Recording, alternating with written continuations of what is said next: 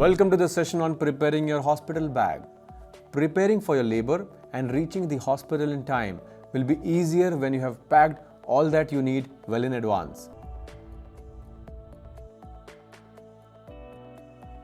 This checklist will help you to pack your hospital bag as you prepare for your labor and delivery. Hospital or doctor's file. You should have your hospital file and medical records handy for your birthing partners to refer and support. ID and insurance papers. Your hospital may need your identity card, any sort of insurance or medical benefit card. Keep a copy of all these. Mosquito repellent.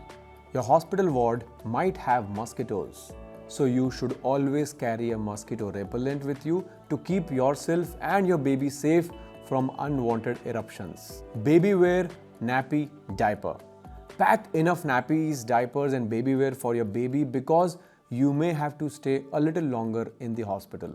We have a list of shopping essentials presented to you.